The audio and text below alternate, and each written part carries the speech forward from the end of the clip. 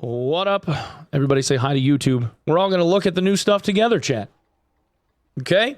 So, for everybody that doesn't know, Druid is on test. They added Druid to test just a few minutes ago. The update has been completed as of 2:30, so it's been up for 8 minutes. Obviously, we were expecting that Druids were going to have shapeshifting and some form of, like, root, and my assumption was they were going to have nature healing, or nature-based healing, so, like, heals over time, stuff like that. Which all seems to be pretty much true. Before I get into showing you the Druid, there are two other systems in this patch that deserve a merit of mention. The first being a messaging system that was added with a pop-up chat window. You have the ability to send a /W, a whisper, to other people in the game should you so choose. In the menus, you do have the ability to set this to off or to friends only should you not want to get spammed by strangers, but it does exist where you can type in /W and then the person's name and then a message, very similar to how it is in other MMO games, for instance. Second to this is also the recovery system, the insurance system. The way this works is on round end, whatever armor, gear, weapons, whatever that you have that weren't brought out because you died and didn't get looted by somebody else and taken with them ends up on a service tab on the Goblin Merchant. You can see that here. Now, and it says 35 gold. Each item that you click on, if you're looking to buy it back, has a relatively short period of time to recover it. It goes without saying that based on rarity, the cost of this stuff is going to go up, and we're not really sure exactly what that is because I didn't really adventure around all that much. But in order to buy back your gear, I'm going to assume that it is hundreds of gold per, like, say, purple item or higher in order to be able to buy your gear back, which means a full set of gear is probably going to run into the thousands. So while the potential for it being somewhat griefy, I guess, is there for people that would, say, jump off into the abyss in the Frost Cavern, for instance, the likelihood that that would happen, I think, is going to be pretty seldom. And for the people that do end up doing that in order to get their own insurance recovery back for fights that they'd rather not have, in that case, it looks as though, to me, at the very least, the expense of that would end up mounting to be pretty significantly high. Of course, there's going to be gamers in the game that are going to be able to afford this no matter what, but the idea is that for the general population, I don't see that this would get abused all that much. We'll just have to see how it goes. Hey everyone, yeah, so Druid is officially in the game. Available now on the test server. So if you go to the test realm, if you have access to it, the only way that you get access to it is by paying the $50 overhead cost. Instead of getting the $35 package, you get the $50 one, and it gives you access to the test realm. Before we get into this, I will say that this is a very buggy build. And because this is preliminary, there are aspects of this that are not quite fleshed out all the way yet, but the bones of everything are in. And because this has yet to be actually put on live, just take this with a grain of salt. There's going to be aspects of the shape shifts and the spells and whatever that will not be all the way there. But I'm going to go through this in order, show you guys what everything looks like, give you guys some functionality ideas, and then go through the perks and we'll see a little bit of gameplay. Bear form says it transforms you into a wild bear. The bear is slow and too large to pass through single doors. You gain 10% physical damage reduction, 50% max health bonus, but you lose 30% movement speed and 20% action speed. Also, your jump is 30% reduced. Now, the bear has two main attacks, the first one being a swipe attack with left click. It's a 2-hit combo. If you end up hitting the ground, it stops the combo in the middle of it. This attack also has a knockback effect, so if you hit someone, it knocks them back about 2 meters. The right-click attack is a large standing overhead where the bear stands up, rears back on its hind legs, and then bashes down forward with both paws. Now, this has an impact power of 6 and also works like a barbarian that has crush, where if you hit a door, it will blast the door open. This form doesn't do very much damage, although the hammer hits from it are pretty painful. It is slow, and it is lumbering, and in order to change into bear form, you really need to have the area around you that you need to change into the bear form. If you're too close to a wall or too close to a doorway or even another mob, the bear form will not happen. It will tell you that there isn't enough room around you to do it. Now, the on-use E, none of these shape shifts, unfortunately, have any actual tooltips, so this took a little of experimentation. The on-use E ability is kind of like an enrage, where they, for a short time, do a little bit more physical damage. It's a pretty nice damage boost, but outside of that damage boost, it really doesn't do very much damage at all. The second form is a chicken form. Chicken form says you lose 60% max health bonus, 60% incoming physical, and 60% incoming magical healing. Chickens have the ability to spread their wings and fly for a short duration of time. The left click for a chicken is kind of like this swipe forward with its feet, kind of like lunging forward with its outstretched talons. The right click is a rooster crowing, which made for some hilarious moments in the lobby. Through your cries that empower me with nothing. Its unusability pecks the ground looking for worms or grubs or insects, and when it's finished, it gives you a small heal. The third form is Panther form. Panther form is a wild panther, has very high run speed, high jumping ability, and can perform a wall jump. Now, the wall jump, once again, is not currently in the game, is not available, which is why the text is in red. Once you turn into Panther form, the stats is 5% movement speed bonus, but you lose 30% max health, 30% incoming physical, and 30% incoming magical healing. Also, you can jump 20% higher. The Panther's on-usability is a very short dash, where when you hit E, it tends to dash forward. I'm not sure if this is actually working as intended, but it only looks about a half a meter short dash forward, and its left click is a swipe, a very short paw swipe. The claw swipe doesn't have very much reach. I actually found it difficult to even hit the head of some of the people that I was attacking. The right click seems like it might not be all the way in the game yet. I'm going to assume that that's going to be some other form of attack, possibly like a mauling animation of some kind. But right now, that attack isn't all the way in the game, and instead, it just kind of does like this mid-air, like very short dash forward almost. You could kind of feel yourself kind of like inching ahead ever so slightly whenever you hit the right click. Now, the last form, the fourth form, other than the default character, which is the final form on the wheel, is just turning yourself back into a human. The rat form transforms you into a wild rat. It is small in size and moves quickly, but has very little stamina. Now, this says you can pass under a regular closed door. However, that, once again, is not currently available in the game. You gain 10% movement speed bonus, but you lose 95% of your max health, incoming physical, and incoming magical healing. You can also jump 10% higher. Now, the on-usability for the rat is survival instinct is what it's called. It is a small run speed buff that lets you move just a little bit quicker.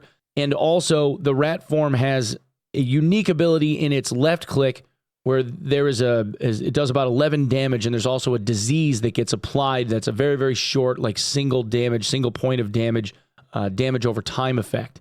Because of the amount of HP loss that occurs when you shapeshift, it ends up being a way where you could potentially heal yourself to full life in a very short amount of time, but also puts you at a very high amount of risk because you end up only down to about 6 HP or so. The rat is very easy to kill, but very sneaky and small, so it offers up the ability to kind of get around an awful lot of stuff trying to kill you.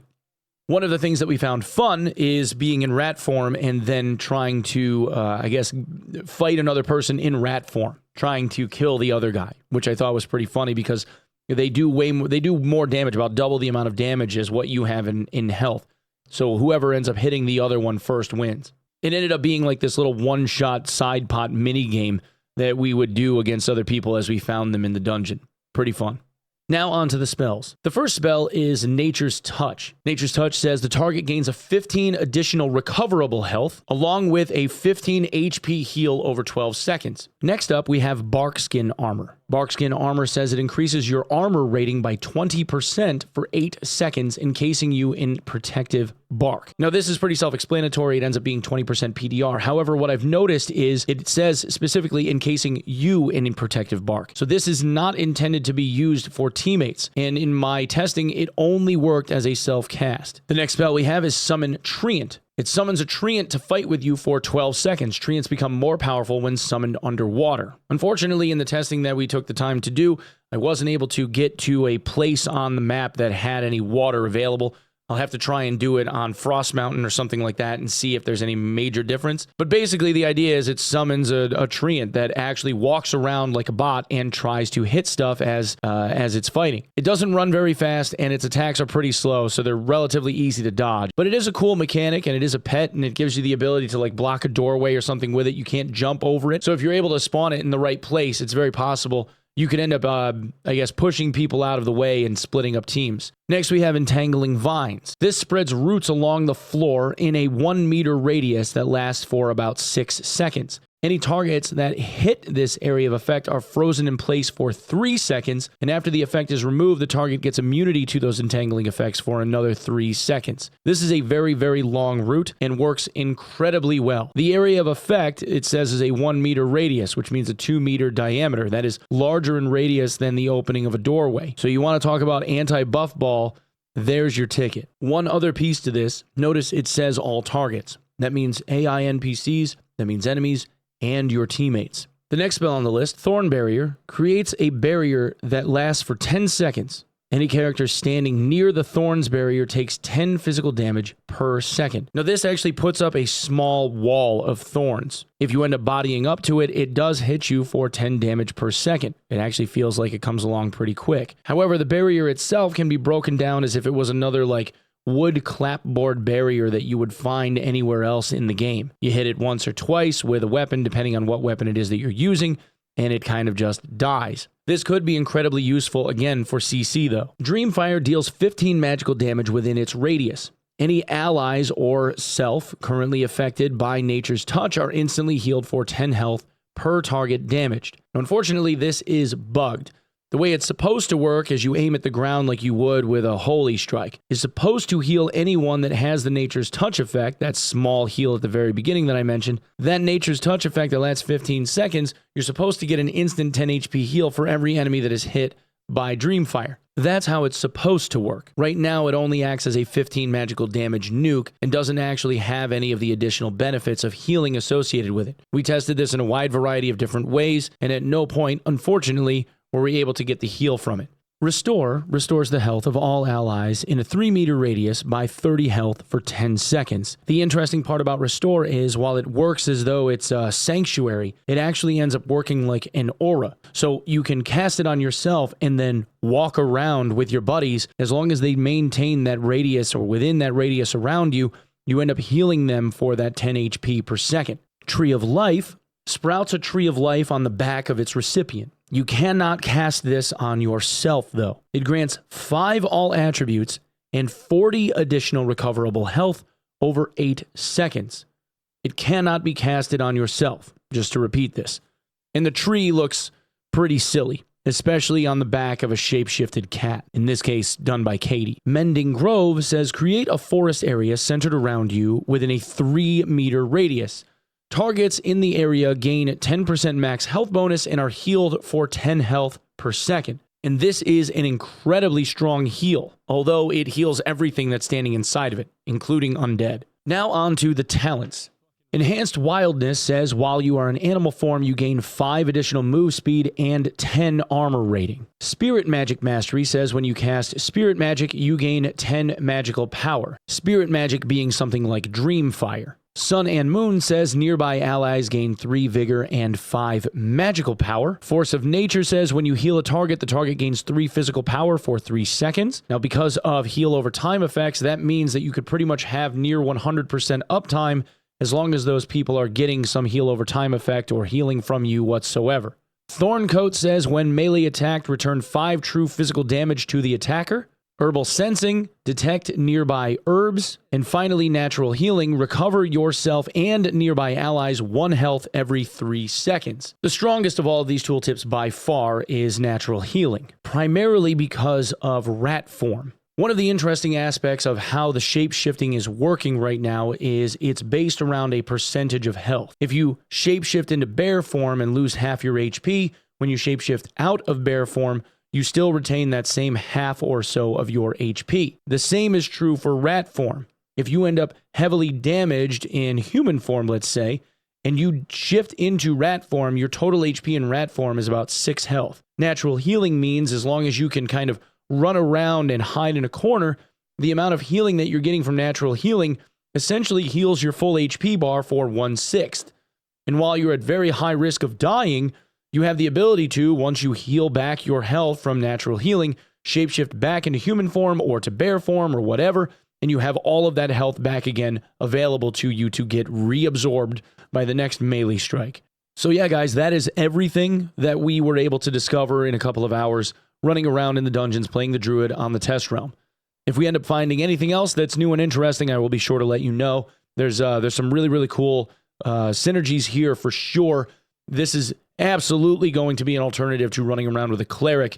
The shapeshift stuff still, I think, needs a little bit of tweaking, but I like the way that they're going with it. It looks very, very interesting. One other thing of note is that the shapeshifting section has its own page. So we know for sure there's going to be more than just 4 options to be able to choose from, which I think is really cool. Personally, I can't wait until we see a spider form because I think it'll be cool to be able to like spit poison at people. Anyway, guys, that's what I have for this one. Thanks so much for coming and checking it out. If you end up liking this stuff and you want to see more of it, please subscribe to the channel. That would be amazing, or at least consider it. Maybe even hit the bell. That would be great. Otherwise, you can come and check me out when I'm live over at twitch.tv/Onepeg. I'm there just about every day around 6 to 7 a.m. Eastern Standard Time as of late. Or you can always come by the Discord at discord.gg/Onepeg. Otherwise, I will see you guys in the next one. Thanks so much. Peace.